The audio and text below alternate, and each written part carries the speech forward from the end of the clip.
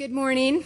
I'm Diane Cruz. I'm the CEO and founder of NeoFiber, and it is my absolute pleasure to be able to introduce the keynote speaker for this morning's session.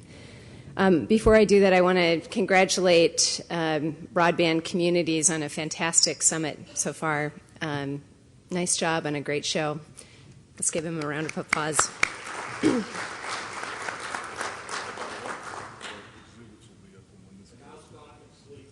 And now Scott can sleep.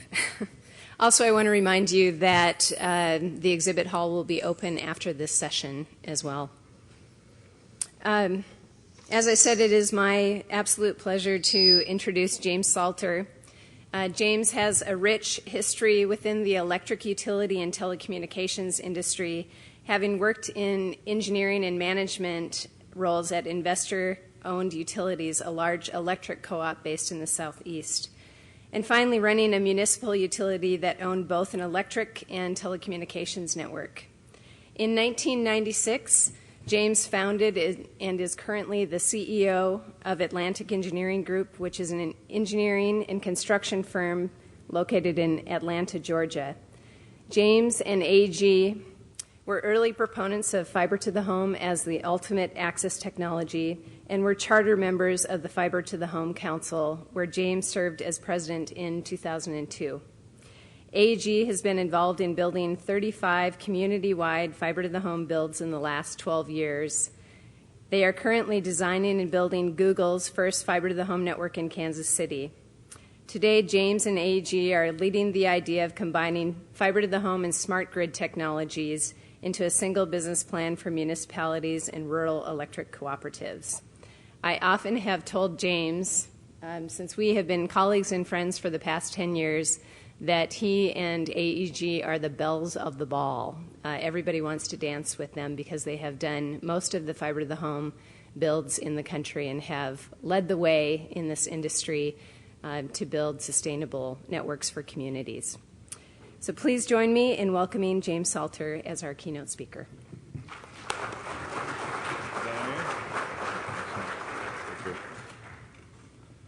Thank you, Diane.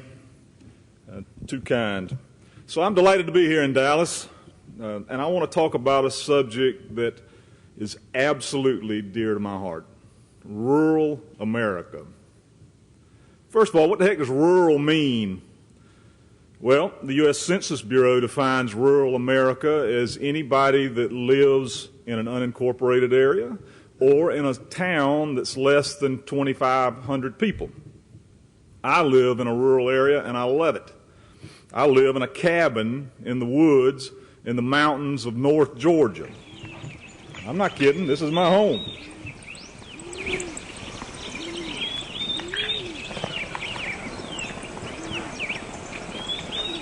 You can tell by that professional photography that we really prepared for this.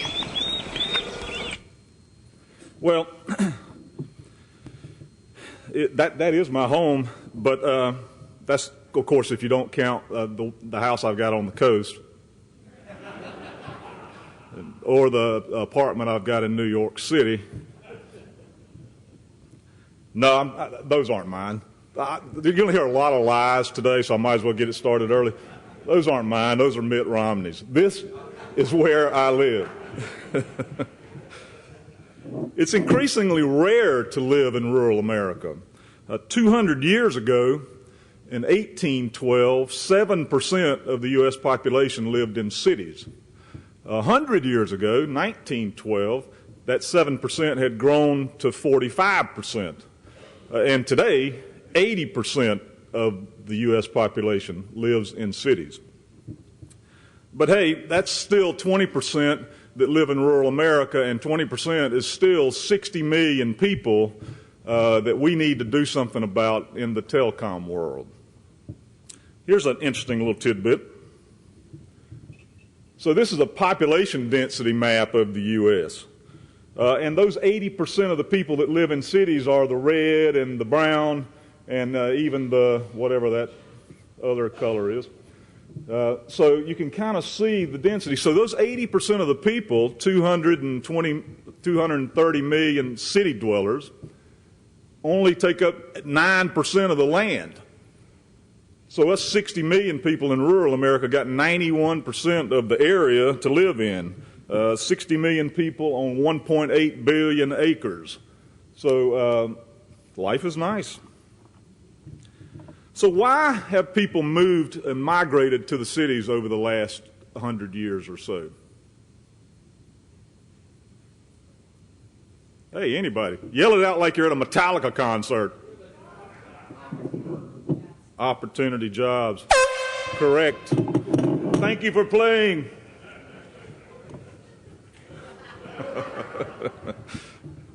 Yeah, family farms have gone industrial in the last 50 years, and that strongly reduced the rural labor market. Also, businesses are consolidated in the U.S.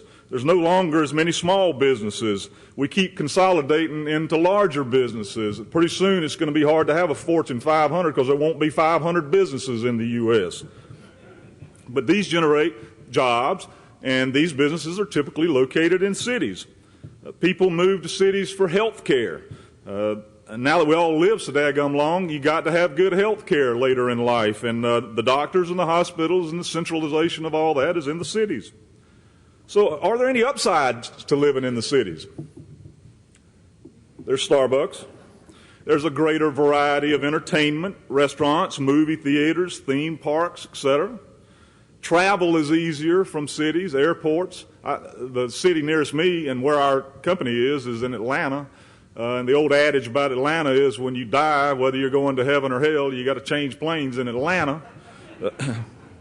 But alas, there's a downside to city life. Crowding, people wherever you go. It's hard to be by yourself. Your neighbors are able to hear everything you say or do. Noise levels are high. Air pollution. Crime rates are higher. Schools are worse. Taxes are higher. You got rats. You got cockroaches. But there's one big long-term downside to cities in my view, and at the risk of sounding like Al Gore, it's the environmental effect of cities. Here's the facts about that. Urban populations interact with their environment. People that live in urban areas have very different consumption patterns than rural areas. Urban dwellers per capita consume more food, more energy, and more durable goods. In the U.S., there's a higher percentage of obesity in cities than in rural areas. Thankfully, as a rural guy, I'm trying to do all I can to help that, balance that out. But the big one's energy consumption. Per capita consumption of electricity is higher in urban areas than in rural ones. In the world, slightly less so than in the U.S., the per capita consumption of coal, of electric generation in urban areas is twice the consumption in rural areas. So what that does is it creates heat islands in cities. Every time you watch the news and the weather comes on in Atlanta's always 2 or 3 degrees warmer than the surrounding area in the country. And the reason is the very fact that we live in cities has caused these heat islands, higher consumption of energy per capita, less reflection because everything's a road or concrete, and the heat goes up. And that has a pretty significant detrimental effect. It causes smog. It causes the air to stagnate. So thus smog in L.A. and clear air in the North Georgia mountains. In cities, because of all this, there's a higher incidence of respiratory infections and other infectious and parasitic diseases. Take the Black Plague, for example. That didn't happen in the country. Capital costs for building in cities are higher. See, I'm really trying to hit the point that cities are bad, country is good. Y'all get that? All right, so we've gotten to the bottom line. The truth is, we need to stop the rural flight in America. It's not good for us long term. So now that we've established I live in a rural area, now what do I do for a living? And could I do it from a rural area, from where I live? Well, what I do is run this company that Diane was talking about, Atlantic Engineering Group. And again, I don't want to deceive y'all. We only have the top 70 floors of that building. But just a little more about me. and then we'll get to the point of this speech. I only got 2 minutes of meat, so I got to really talk about me a lot. So in business, I've tried to pattern my business career after Howard Hughes. Y'all remember Howard Hughes? He's the swashbuckling Hollywood producer, the aviator, the richest man in the world. And later in life, he tried to run Hughes Aerospace and TVA Airlines with TVA. I got TVA on the mind. TWA Airlines out of his penthouse suite in the Las Vegas Hilton. It didn't work out too good for him. So as I have patterned my business career after him, swashbuckler, aviator. I actually pulled a $20 bill out of my pocket this morning and took that picture. And I'm trying to run a fairly substantial sized business out of a rural community. What are the implications of that? Oh, by the way, hopefully I don't get isolated like Howard did by living in the rural areas. So I've got a problem with running our company from my rural cabin, even trying to run it part-time. Here's an actual speed test from a couple of days ago on my Windstream truck. Give me what I need, yeah, what lightning. Let's speed on speed, wheels on wheels, speed. I don't know if y'all picked up on that. That's my $49.99 Windstream Gold Bandwidth DSL service. 300K. And that's pretty typical. So when you think about that, and you think about the fact that my day-to-day job is essentially to look at large financial reports on our internal database, it's to review CAD-type large data drawings on our designs, it's to have video conferences with clients, it's to answer emails that have large attachments, and about the only thing I can do effectively from my house is talk on the phone, and I can't even talk on my cell phone because there's no cell service. So the rest of my job is impossible from rural America. And essentially, no one in our company works from their rural home, and we have several that live outside the city. But could they? So if you look at our workforce of my small business, about 25% are management and clerical types, about 20% are engineering types, and about 55% are field crews, actually building fiber. So which of these could stay at home? About half of the management could stay at home, and about 2/3 of the clerical could stay at home, and all of the design engineers could stay at home, which all that adds up to about 1/4 of my company. It could effectively work. It wouldn't change things if they worked from home. Now, why don't we let them? This got worse for me. No. You get the toilet bowl koozie. No, that's not the reason. But thank you for playing. No, it's because they can't effectively communicate with the rest of the people at our corporate office in an effective way because there's not enough bandwidth. It's just that simple. So I have to leave my rural paradise, get in my AMC Pacer with my grandson, and go to work.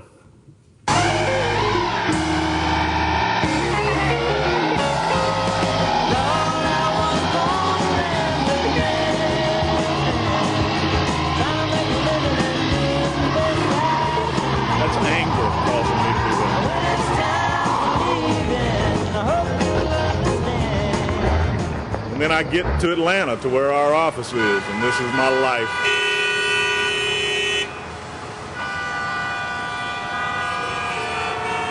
It's crazy. So by a show of hands, what percentage of you could do your job effectively at least half the time from your house? Look at that. So how many actually do it from their house? Oh, you're all salespeople. But there was a fair number of folks that can't because of various reasons, either internally at the company or communication problems. So we've established that rural America needs better broadband. And if you buy that point, what's the best way to make that happen? First, let's talk technology. What technology should we use in rural America? Who said that? Wireless? You get the rubber chicken. No, but thank you for playing. I heard somebody else say fiber. Yay! Fiber good, wireless bad. What I always say about fiber is, wireless is a great idea. It's absolutely true, especially if you want no reliability, disgruntled customers, and slow speed. Truth is that lots of folks want to find a way to let wireless have a large play in rural broadband. And maybe it can have some play short term, particularly if the FCC allows the 700 megahertz spectrum for public safety, and electric co-ops could use that as a cornerstone of their public safety effort. That could be helpful. But here's my experience. Wireless is good for mobility, but it isn't great for delivering big bandwidth. Every key decision maker that I've ever personally been involved with, and we've done several wireless projects, has ultimately said of their wireless broadband deployment, seemed great at the time, turned out to be a bad science experiment. So my overwhelming bias, and it sounds like this room is in general agreement, is that fiber is the only good long-term answer. This man-made substance we call fiber has an almost infinite capacity to deliver information. So rural America needs to be wired with fiber.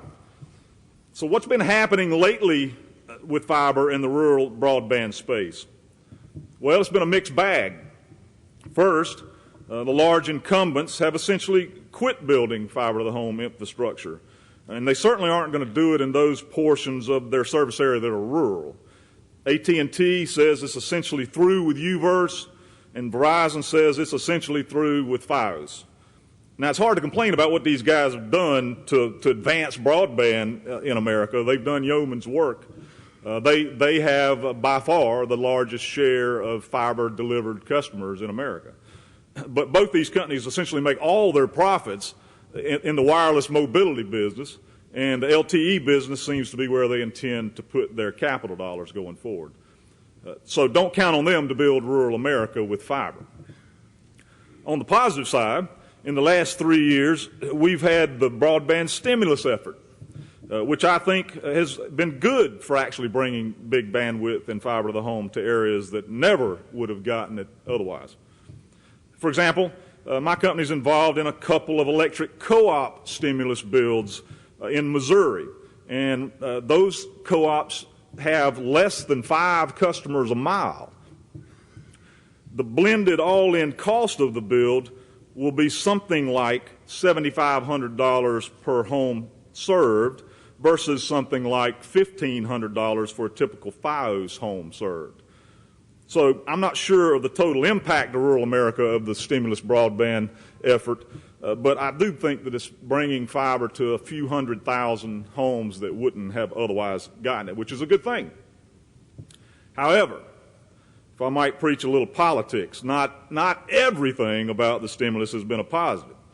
There's been a slew of unintended consequences, to the point that I started seeing this bumper sticker on some of the industry blog sites. Now, I'm not being political here. I did see this. So what about the stimulus and the unintended consequences? President Obama takes office in January 2009. Now, this isn't Obama bashing. The point that I'm driving at is the delivery of this effort has been relatively inefficient. So he takes office in January 2009, announces stimulus package the next month, put America to work immediately building basic infrastructure. By the way, President Obama deserves kudos for thinking that rural broadband is basic infrastructure. I don't know that the presidents before would have viewed it that same way. So it took about a year to make the first announcements of winners. It took 6 more months to get the first contract with a winner. And everybody started their projects at the same time. RUS is overwhelmed by that. Things slow down. Fiber orders spike. You can't get fiber. And the original timeline of 3 years or so to roll this out is going to ultimately take about 6 years. Now, that ain't efficient. By the way, I don't want to say anything negative about the RUS, who's been the primary administrator of this effort. It's really not their fault. Their heart's in the right place. Their effort in the last 3 years has been substantial. But in my view, this whole stimulus thing has just been overwhelming to their stretched resources. Too much to oversee and too few folks to do the overseeing. I think the fault lies in the centralization of all the oversight of the dollars, which we'll talk to in just a minute here. I'd hate to think, I don't know how many of y'all know Ken Kushno, but his desk at RUS must be piled to the roof with papers and difficulty. So it's just RUS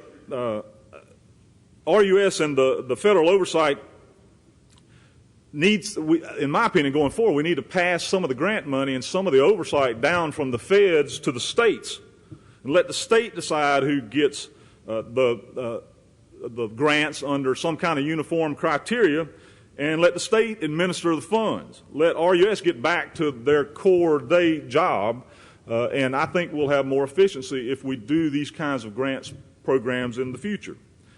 By the way, while we're talking about the move in America towards more and centralized federal government, here's the last of my preaching. Who can tell me how many of the 15 wealthiest, highest income counties in America in 1950 were Washington, D.C. suburbs? 60 years ago. Wealthy counties in America. Anybody? 0. Correct. I'm down to the Tiger Woods night of the incident hat.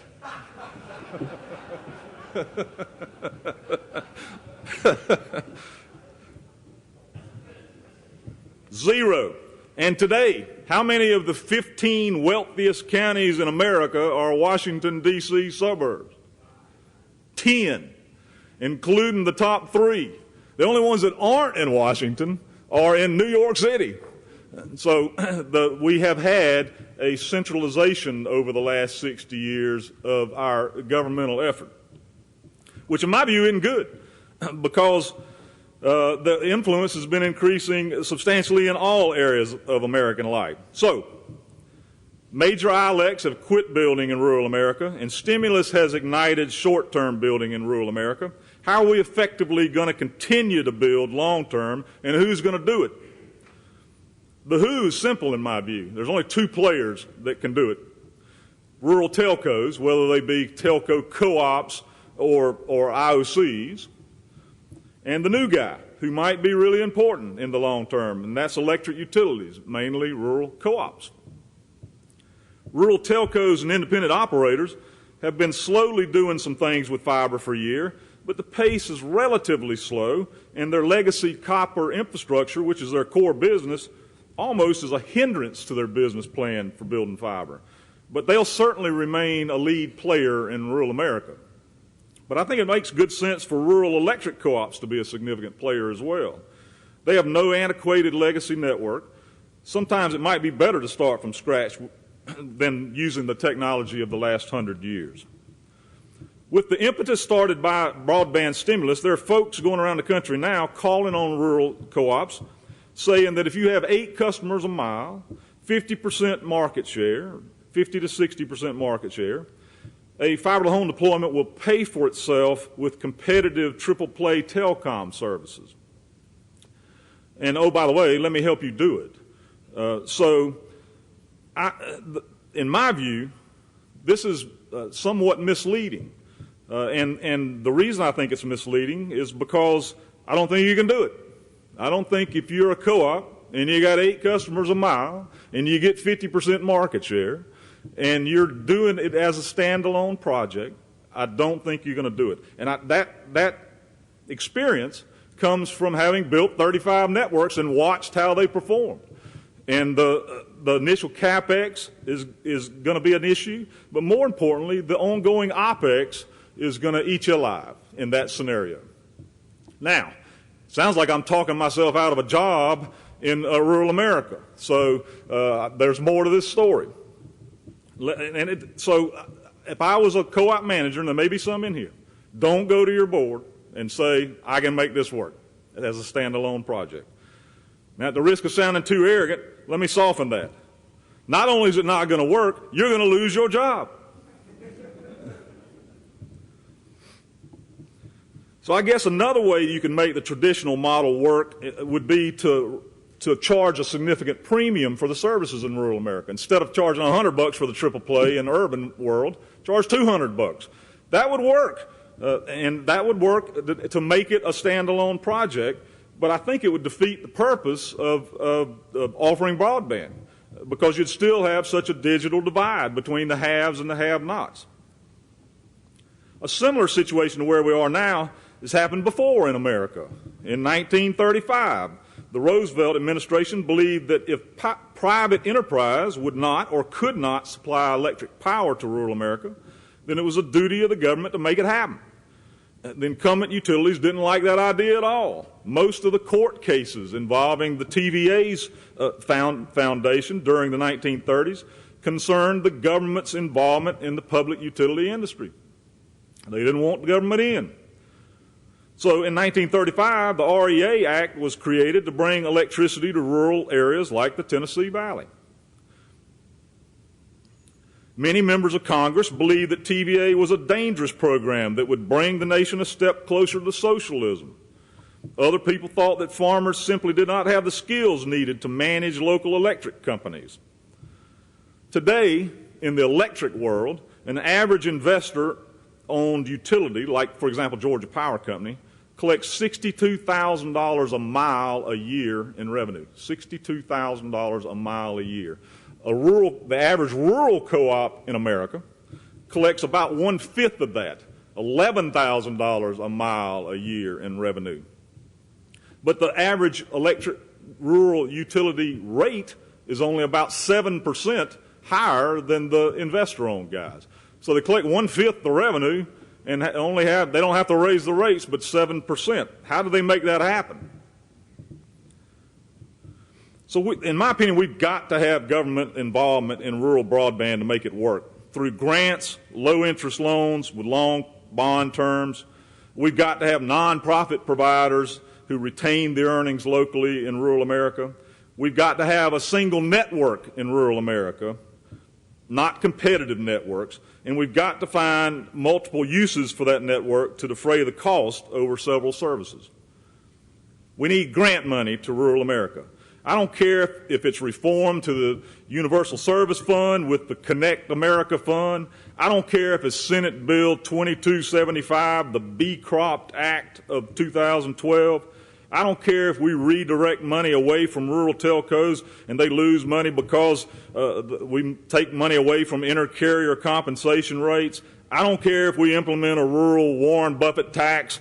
I don't care if we use lottery money, drug money.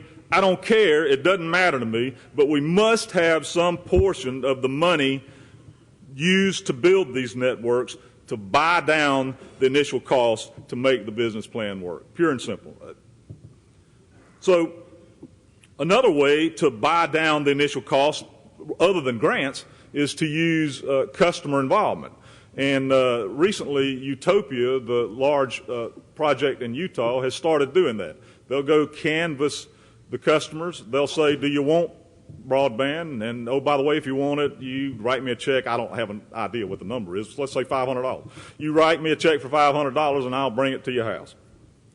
So you got to have initial buy down. Electric co-ops do that for electricity. If the electricity at my rural cabin, I had to make a contribution up front, capital contribution, to get it put underground and the additional cost of it and all that kind of thing. And that's generally the way that rural co-ops work. And I'm not generally a rob Peter to pay Paul kind of guy, but I believe the positive benefits to rural broadband will ultimately be beneficial to Peter, and that's why I'm for it.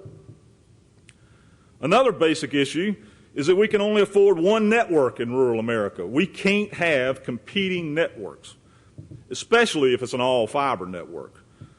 So our firm has built 24 municipal fiber-to-the-home networks, and in every case, the municipality is the third guy in town, behind the phone company with DSL and the cable TV MSO with cable modems. And generally, these munis do okay because their technology and service is such a leap over the incumbents. On average, those 24 munis have more than 50% of the market share. In rural America, that plan won't work.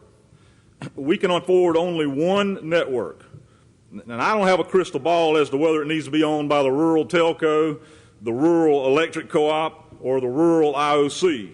Maybe a joint venture between the three. And maybe they need to be open access, allowing small ISPs and others to provide retail services over the network. There, I said it, open access. That's whereby one entity owns the network and multiple retail service providers use the network to sell to the ultimate customer. If you're getting grant money today, theoretically, you've got to be an open access network. Great idea in theory, been a disaster to date in the American model. Hey, we built Provo, Utah, an open access network that's now collecting a monthly stipend of something like $5 a month from their electric customers to pay for the bonded indebtedness of their fiber-to-the-home network. Then there's their next-door neighbor, Utopia. Utopia's had a tough time of it with the open access model. Utopia's led by good people with good intentions who work diligently to make it a success. But in my view, the problem in the open access model in America has been the model itself. There just isn't enough money to go around if you don't buy down some of the initial debt. Open networks are in other areas where the people contribute heavily to the initial build. If Utopia didn't have any debt from building the network, their chances of success would greatly improve. Utopia would also thrive if they were the only pipe in town. A 2010 report by the Technology Policy Institute found that while broadband prices had dropped in Europe and Asia as much as 40%, prices in the United States were barely budging, which is pretty sad. I mean, we invented the internet. And a key element to governmental policy in Europe and Asia is that they require the actual broadband pipes and fiber optic wires to be shared among competing service providers, thus doing away with the necessity for every company to dig its own trenches and string its own fiber.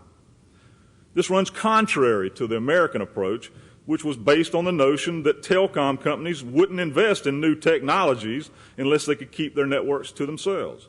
The American way has worked well in urban settings, with Verizon and AT&T competing against Comcast and Time Warner. But I don't believe it's going to work in rural America. And I don't know how, from a policy perspective, we have two different policies, one for one area and one for another, but I think just the pure mathematics of it is that it isn't going to work if we don't do it. We need only one broadband pipe in rural America, and it must have multiple uses. So what about these uses? Well, obviously, it would be used for the traditional triple play, video, voice, and data. It could also be used for public safety purposes, whereby it's a data backhaul network, either wired or wireless. But the biggest new usage of a fiber optic network could quite possibly be to improve the efficiencies of electric utility networks. That is, that magic word, smart grid. So I'm an old electric utility guy, and electric utilities do a great job of service. They always come out on top in customer satisfaction surveys. They keep the power on essentially all the time, and they roll a truck when the lights go out. The old adage is, would you rather get your cable TV service from your power company or your power service from your cable TV company? But here's the little-known secret about the electric power industry. It isn't very efficient. Electric utilities let the customers decide for themselves when to use the most power and when to use the least. And obviously, customer usage of electricity fluctuates wildly based on how hot it is, whether you're taking a shower, whether you're cooking, etc. But here's the problem, and it's huge money, huge, beyond all the money invested in telecom in America is this problem. The electric utility industry has to build enough of those controversial coal-fired power plants, those nuclear plants, those eyesore green energy windmills, all that stuff to accommodate for the customer demand when everybody in America has their air conditioners blasting at the same time. So we have 900,000 megawatts of very expensive generating plants in America, but we only use about half of that at any given time. So that's a $3.6 trillion investment in these power plants, and we're only using $1.8 trillion of it. The rest of the time is sitting around idle. So if we can use this fiber optic network to talk to the electric customer in real time, which requires a huge amount of data capability, and give customers enough feedback and price signals to potentially change their usage behavior, we could avoid building those crazy expensive generators and make more efficient use of them, and the savings associated with that would pay for the fiber network. Now, that's a simplistic way to look at a complex problem, but it's the truth. So there you have it. We have one simplistic viewpoint on how to get rural America wired. Buy down the debt up front, only build one network, not competing networks in rural America, and find multiple uses for that network. Ronald Reagan always said that any great change in America begins at the dinner table. I believe that in all things great, there's a tension between truth and grace. People respect truth, but people follow grace. I typically err too much towards truth with not enough grace. Washington typically errs too much towards grace and not enough truth.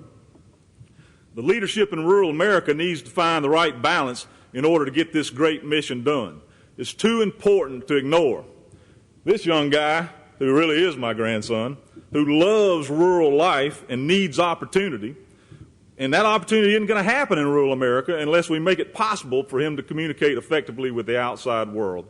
So I say let's get this done, people. Thank you for the honor of being with you.